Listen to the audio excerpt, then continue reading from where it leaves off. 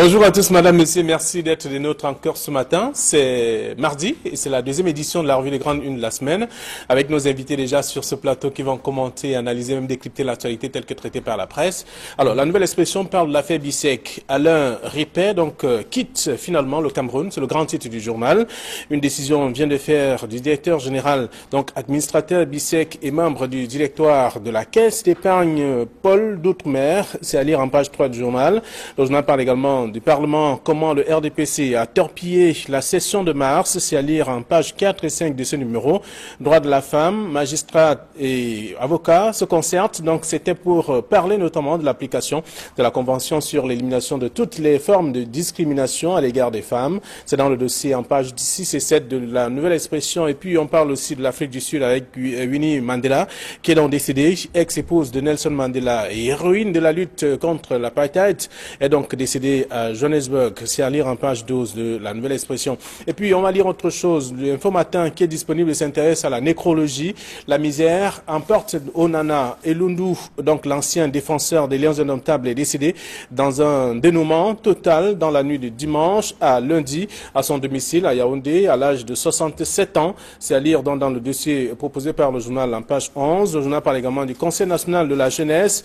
Fadimatou Iyawa, élu donc à la tête du bureau exécutif. C'est en page 3 du journal Info Matin. Et puis le quotidien de l'économie parle donc d'alerte, menace sur la filière avicole et blé. C'est à lire dans ce numéro. Et en même temps, on parle et on présente aussi le nouveau directeur de la Bissek, Sylvain Faure, qui est le nouveau directeur général de la Bissek également.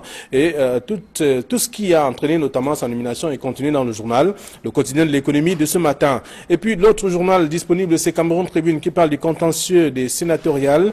Verdict ce jour à Yaoundé. Le Social-démocratique Front et l'UDC seront donc fixés ce mardi sur les recours introduits aux fins d'annulation des élections dans les régions du sud-ouest et du nord et de l'ouest, pardon. C'est en page 4 du journal Cameroun Tribune, le quotidien bilingue qui est également disponible dans les kiosques. Il y a bien d'autres sujets aussi que je vous invite à lire. Le journal Le Messager parle également ce matin des propositions de Monseigneur Mbarga pour sortir de l'impasse. D'ailleurs, l'archevêque métropolitain interpelle tous les Camerounais et en particulier les jeunes à participer notamment à la lutte contre l'insécurité qui mine d'ailleurs notre société. C'est à lire en page 7 du journal qui parle aussi de la CEAC-CEMAC vers l'harmonisation de l'instrument de commerce. C'est dans le journal disponible aussi ce matin. Le journal parle également de bien d'autres sujets que je vous invite à lire. Et en même temps, Mutation s'intéresse et nous apprend que c'est un jeune de 25 ans et qui a donc présumé en tout cas bourreau des gardes en tout cas des jeunes filles qui a donc posé un acte barbare. Il a violé 2 fillettes et s'est réfugié donc dans une église, mais il a été rattrapé par les forces de maintien de l'ordre, bien entendu. C'est dans le journal également à lire ce matin. Le journal parle également de l'agenda de Paul Biya avec les dossiers chauds de Paul Biya, du chef de l'État, qui sont également à découvrir dans Mutation de ce matin. Et puis voilà ce que la presse nous propose et avec déjà nos invités. Camille Nelly, bonjour. Flavien Valonongo, bonjour et bon retour parmi nous. Nous savions très bien que vous n'étiez pas là. Les téléspectateurs l'ont constaté. En fait, nous ne leur avons pas dit, mais vous étiez du côté du Maroc. Vous avez palpé des dinars. De la Tunisie, vous avez palpé des dinars pendant cette une semaine. Bon retour parmi nous. Bonjour, chers téléspectateurs de Kinox Télévision. En tout cas, on partait pour le travail et je rends hommage, bien sûr, à la direction générale d'Equinox Télévision qui m'a accordé cette occasion. Bonjour, Camille Nelly. Bonjour Flavien, bonjour Camille. Et je crois qu'après pendant votre absence, nous n'avons pas du tout chômé. Nous avons suffisamment mouillé le maillot. J'espère que vous avez eu les échos. Mais surtout, je voudrais dire un bonjour spécial à tous les touristes qui sont au Cameroun en ce moment. Vous savez que il se tient à Yaoundé aujourd'hui sous la présidence du Premier ministre, le Conseil national du tourisme, parce que le Cameroun, c'est un vivier touristique indiscutable, malheureusement, mal exploité, et pourtant, le tourisme pouvait nous ramener beaucoup de devises au Cameroun. Ouais. Pourtant, nous avons un ministre du tourisme, Bello Bouba, qui a été Premier ministre dans ce pays, qui connaît ce qu'il faut faire, mais je me demande toujours qu'est-ce qui coince. En tout cas, c'est une question, qu'est-ce qui coince? La réponse, c'est entre les décideurs qui savent exactement ce qu'il faut faire. Pour ceux qui ont la possibilité d'aller du côté de la Tunisie, à Sousse, par exemple, c'est une ville touristique, donc vous aurez l'occasion, en tout cas, de vivre. Alors, j'ai déjà eu l'occasion de visiter. D'accord. Oui, mais quand Flavien Walongo, quand vous dites que vous posez la question de savoir ce qui coince, vous n'oubliez certainement pas que le tourisme a le plus petit budget. Dans le plus petit budget dans le budget de l'État. Vous savez très bien que on accorde juste une sorte de droit d'existence au tourisme, mais rien n'est fait. Rien n'est fait pour exploiter les multiples richesses touristiques du Cameroun. À un moment donné, on a commencé à dire que bon, le tourisme est malade à cause de la crise de Boko Haram, mais il n'y a pas que le tourisme dans le nord, l'extrême nord. Il y a toutes sortes de richesses touristiques aussi bien dans pratiquement toutes les régions de ce pays, mais tout simplement, il n'y a aucune volonté politique, il n'y a aucun moyen donné pour faire du Cameroun un pays comme comme Sousse, en tout cas. Oui, Sousse, mais regardez par exemple au Kenya. Même avec peu de moyens, on peut faire des grandes choses. Il ne faut pas l'oublier, Camille Nelly. Alors, donc, la nouvelle expression de ce matin parle du contentieux des sénatoriales. Verdict ce jour, c'est un rendez-vous très attendu par le Social Democratic Front et l'UDC. Oui, parce que justement, c'est même un galop d'essai également pour la Cour constitutionnelle, en dehors des attentes de ces deux partis politiques que vous veniez de citer là, à savoir le SDF et l'UDC. Parce qu'il faut rappeler que l'UDC a introduit un recours en annulation par rapport aux élections sénatoriales qui se sont déroulées à l'ouest Cameroun. Et pendant ce temps, le SDF voudrait qu'on annule les élections sénatoriales du côté du sud-ouest. Je crois l'un et l'autre parti, que ce soit l'UDC ou le SDF, ont de bonnes raisons de penser qu'on peut annuler, qu'on peut arriver à l'annulation. Surtout, je vais prendre un cas précis. Le recours en annulation introduit par le SDF par rapport au sud-ouest, où on a parlé d'insécurité, où on a vu un parti politique amener ses électeurs par hélicoptère. C'est de bonne guerre, mais il fallait trouver les moyens d'amener tous les électeurs. Il ne fallait pas circonscrire les électeurs uniquement du RDPC qu'on peut amener par voie aérienne. Qu'est-ce qu'on a pensé des autres électeurs qui sont du SDF? Sur un autre plan, il y a cette histoire de fermeture avant l'heure indiquée.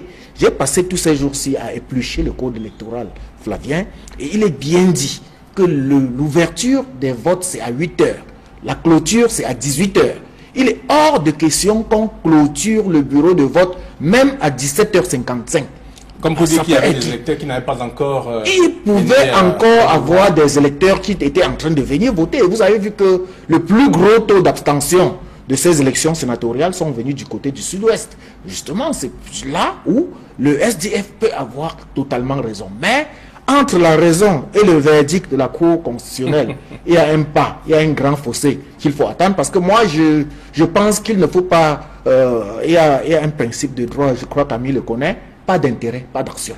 Il faut bien avoir l'intérêt, il faut bien avoir intérêt. Parce que même si on annule les élections à l'ouest, je ne suis pas sûr que l'UDC, si on reprend les élections, pourra gagner. Je ne suis pas sûr non plus que le SDF, si on annule les élections du côté du sud-ouest, le SDF pourra gagner. Donc, moi, je me dis que c'est des recours juste pour la forme, pour prouver que le processus démocratique et électoral camerounais est en bonne voie et que la Cour constitutionnelle qui venait d'être mise sur pied est en train de prendre le pôle ou bien de faire les dossiers qu'on attend de lui. Alors, Camille, est-ce que le SDF et l'UDC peuvent s'attendre à quelque chose de positif? La question, on aura cette réponse en fin de journée, mais toujours est-il que quand on regarde par exemple le recours du SDF du côté du sud-ouest, où le SDF demande l'annulation de ce scrutin tout simplement parce qu'il y a eu un fort taux d'abstention, il faut d'abord commencer par comprendre que c'est une raison sociopolitique.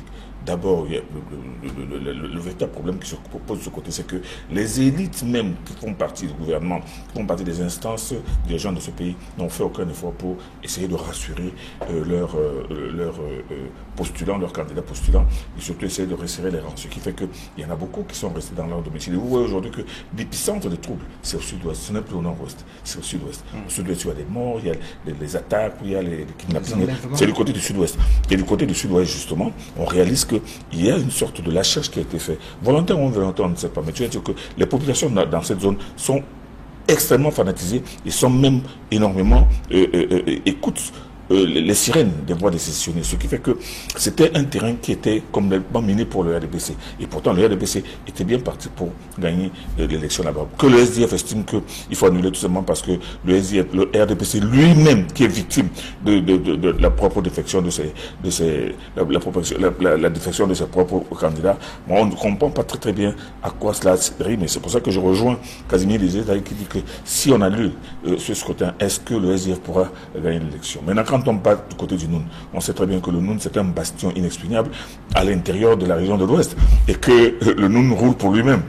Le SDF, l'UDC a son fief là-bas, mais seulement en ayant son fief là-bas, ça ne veut pas dire que l'UDC contrôle tout l'Ouest. C'est pour ça que on va bien voir à quoi vont aboutir ces deux recours. Mais tu veux-il que tous les journaux le disent, tous les journalistes le disent, ça va être le galop d'essai pour la Cour constitutionnelle. Mais la Cour constitutionnelle aura vraiment du véritable grain à moudre dans les élections à venir, à savoir les municipales et les législatives. Très bien. Alors, donc le contentieux des sénatoriales. Le verdict donc attendu ce jour du côté de Yaoundé. Et puisque vous avez parlé des violences et autres, on va lire également ce que le messager nous propose, parlant notamment de Monseigneur Marga, qui interpelle tout le Cameroun, tous les Camerounais et beaucoup plus des jeunes à comprendre qu'il y a l'insécurité et que chacun doit se battre à son niveau et également dénoncer tout ce qu'il y a comme acte barbare qui pourrait donc déstabiliser le Cameroun. C'est à lire donc dans le journal Le Messager de ce matin. Alors autre chose que je vous invite à découvrir, c'est bien sûr ce que la nouvelle expression propose, parlant de l'affaire Bissek, Alain Ripet, qui quitte finalement le Cameroun. C'est un sujet, et avec notamment le nouveau directeur général qui est connu. On sait que c'est en 2016 qu'il est arrivé. 2015. 2015, voilà. 2015. Le nouveau directeur, vous le savez, il s'appelle Sylvain Faure. Il nous vient tout droit de Calédonie. Mais ce qui est intéressant dans ce dossier, c'est que c'est Alain Ripet, le directeur qui, je peux appeler le directeur fugitif, qui a créé tous les problèmes de la Bissek. Parce que c'est sous son mandat. C'est lui d'ailleurs qui a porté plainte avec constitution de partie civile. Comme pour dire, moi j'ai trouvé des choses, voilà ce que j'ai trouvé. Puisqu'il faut se rappeler qu'il avait remplacé lui-même un certain Pierre Mailly qui est accusé d'avoir été celui-là même qui a facilité toutes sortes de choses. Et souvenez-vous également que dans ce dossier, il y a pratiquement des grandes personnalités qui croupissent en prison, parmi lesquels un chef supérieur qui, lui, était directeur général adjoint, pour ne pas le nommer Ondouankou, mais également, je crois, c'est John Gando Bongué, qui est également là en prison.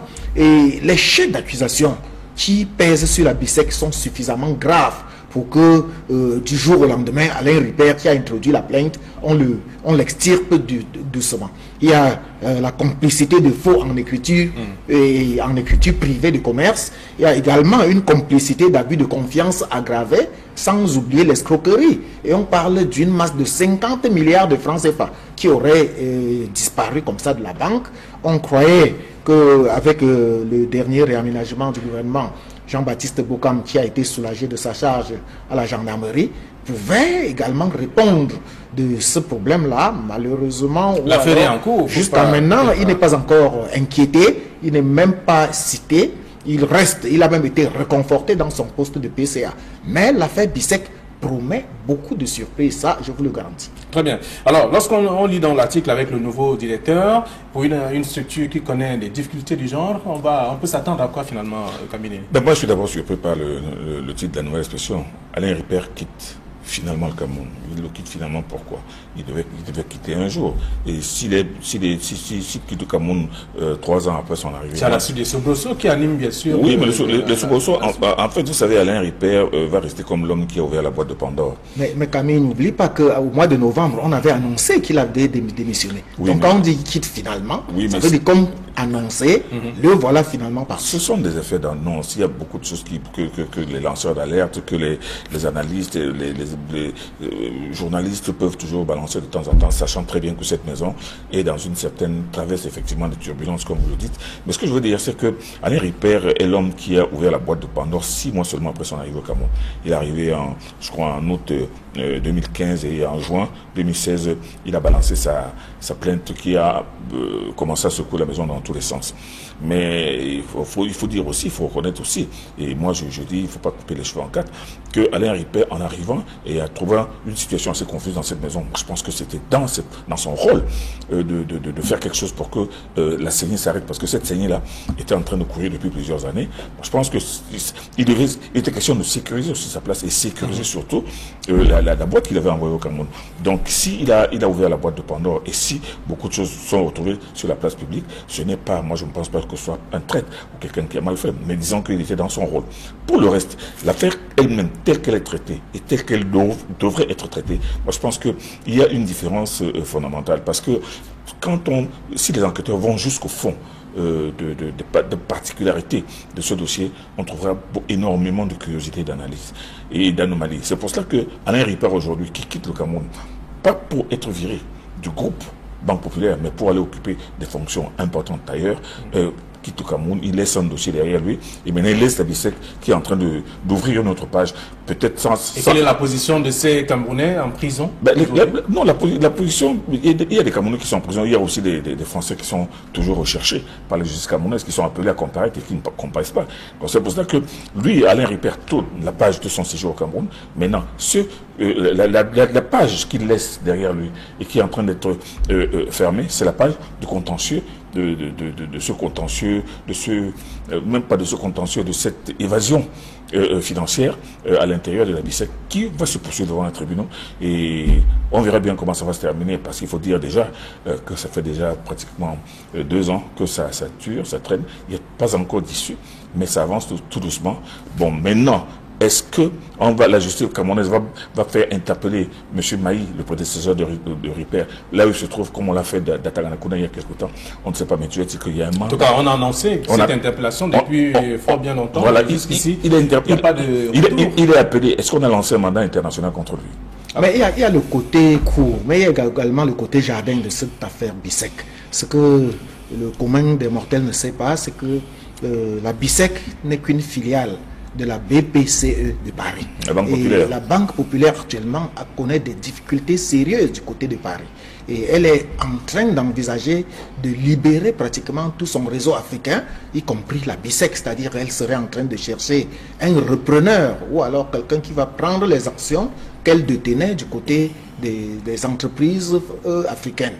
Et c'est sûrement pour cette idée qu'elle se rend compte que M. Ripert peut être un frein à son objectif et qu'il fallait l'écarter d'une manière douce. Parce que vous voyez, on l'envoie administrateur tout simplement dans une outre-mer, administrateur de la même chaîne outre-mer, une façon juste de l'enlever et de le mettre à l'abri des problèmes et qu'il ne soit plus à même de contrôler quelque action que ce soit qu'on pourrait entreprendre. Et n'oubliez pas également que, comme je l'ai dit, la BICEC étant une filiale de la Banque Populaire de France, la BICEC constitue le réseau le plus important de cette banque en Afrique, parce que la BICEC a environ 40 agences. Très bien. Alors, donc, on parcourt l'article en page 3 de la Nouvelle Expression ce matin. Tout ceci, c'est pour comprendre un peu le traitement qui a été réservé à ce sujet. Donc, c'est en page 3.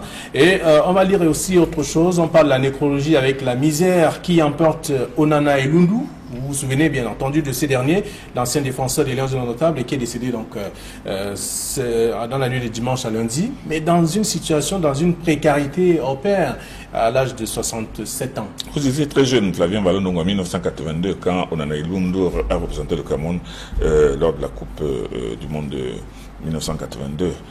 Il était déjà défenseur à l'équipe de fédérale de Fumban.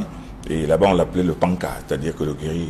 Et je vous assure que la prestation qu'il avait faite pendant ce mondial a été mémorable. D'ailleurs, l'année d'après, en 83, il a confirmé son talent et sa combativité dans son équipe à rafler la Coupe du Cameroun dans l'année d'après. Mais Onana Ilundu, après ce mondial, après une carrière qui n'a pas beaucoup évolué après 82, est rentré dans l'anonymat, mais c'est un gardien de prison qui lui-même a eu des dividendes, non seulement cette randonnée camerounaise en coupe du Monde, mais toujours est-il que lui-même, sur le plan professionnel, était gardien de prison. Entre-temps, il a eu le temps d'abandonner le sport avec l'âge. Vous voyez, il est mort à 67 ans, mais il est devenu un gardien de prison retraité. On ne peut pas dire qu'il n'avait rien du tout. Mais disons que quand les journalistes... Quelqu'un qui a joué pour l'honneur, quand même, d'un pays... Il a joué pour l'honneur, mais à ce moment-là, je suis d'accord avec vous. C'est une question de volonté politique, non seulement de notre gouvernement, mais surtout des structures chargées du sport, telles que la FECAFO, telles que le ministère des Sports, pour essayer d'assurer ou bien de continuer à accompagner les anciennes gloires dans leur après-carrière. Donc aujourd'hui, effectivement, bon, Info Matin nous dit qu'il est mort dans un dénuement total.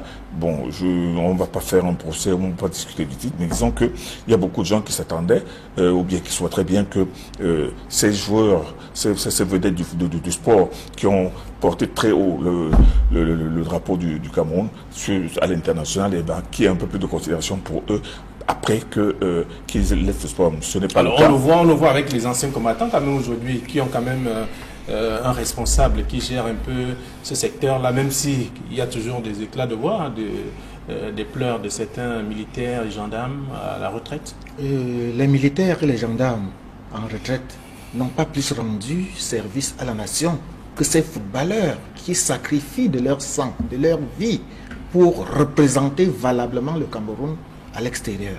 Et vous savez qu'on a l'habitude de dire aux grands hommes, la nation reconnaissante. Malheureusement, aux sportifs camerounais, la nation n'est jamais reconnaissante.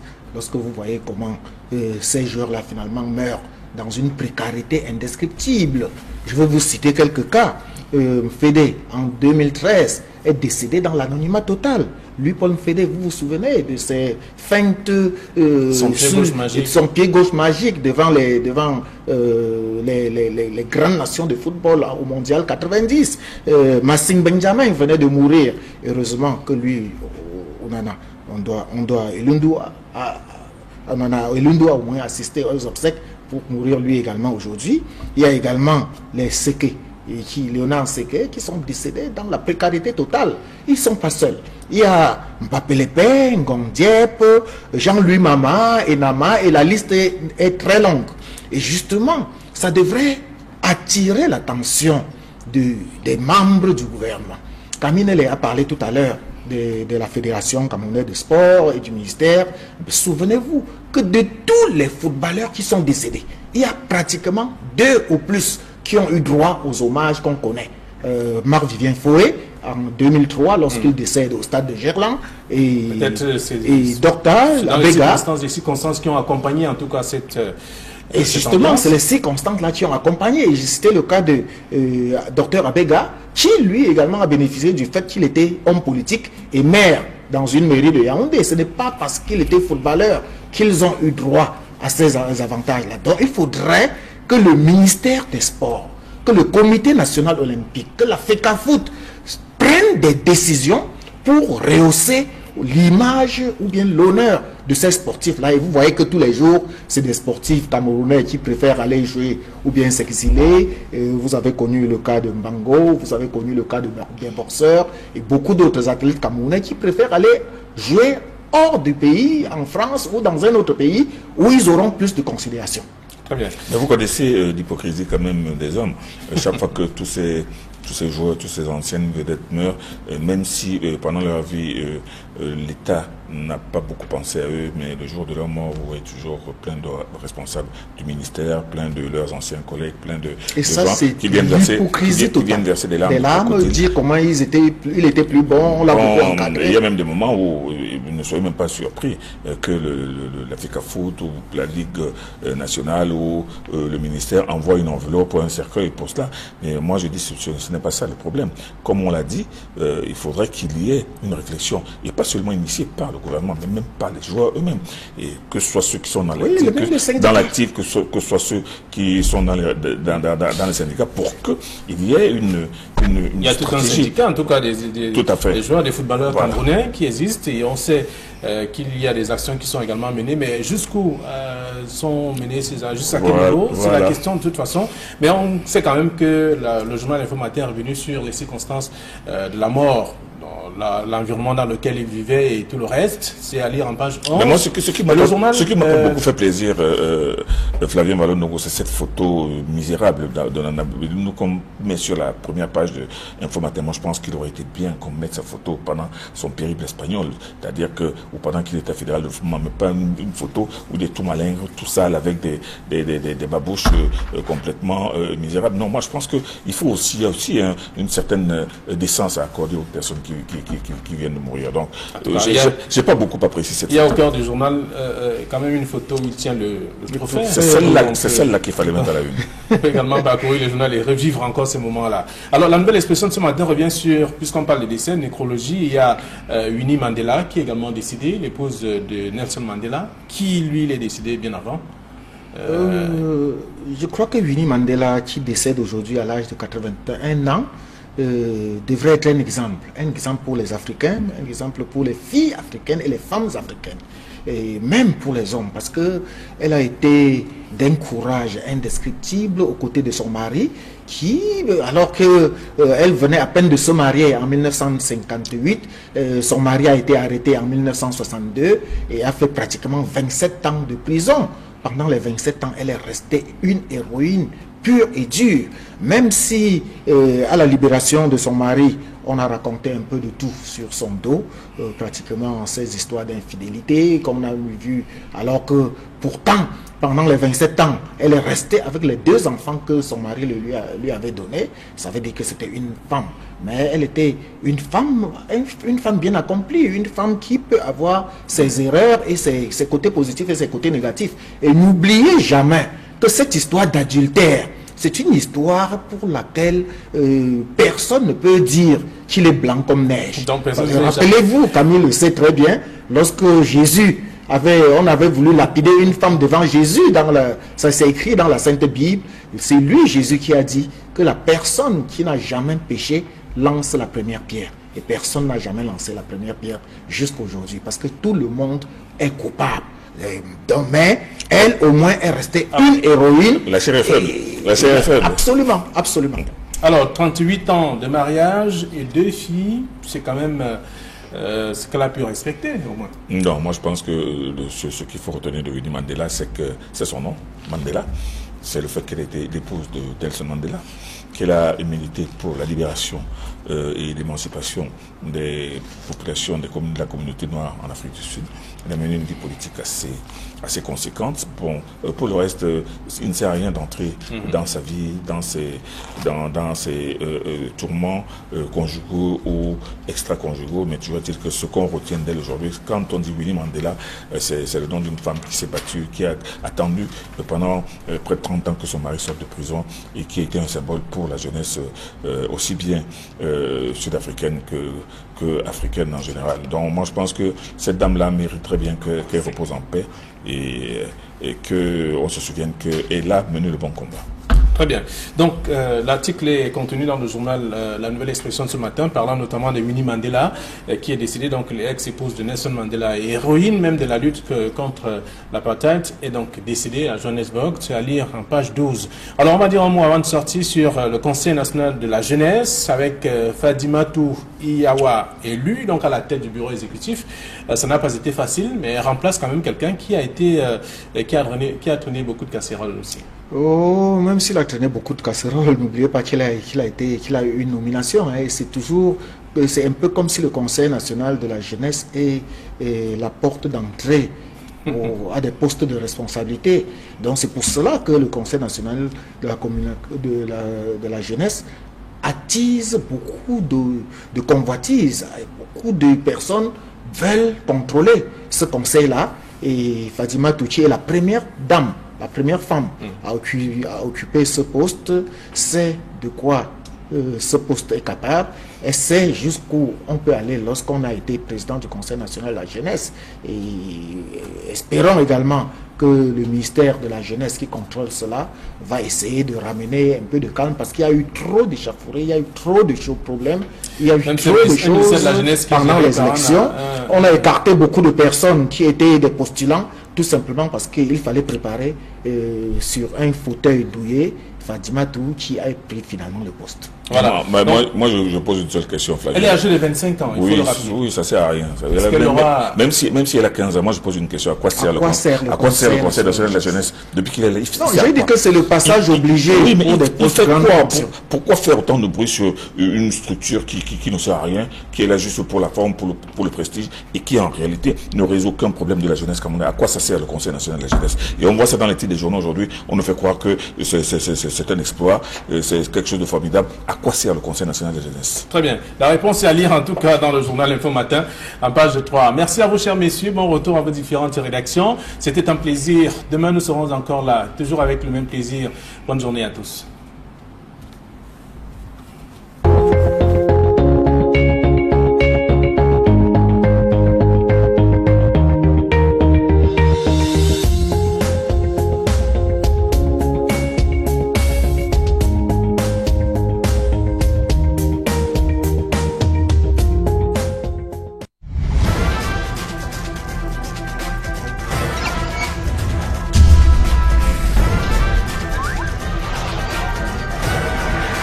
Equinox Télévision.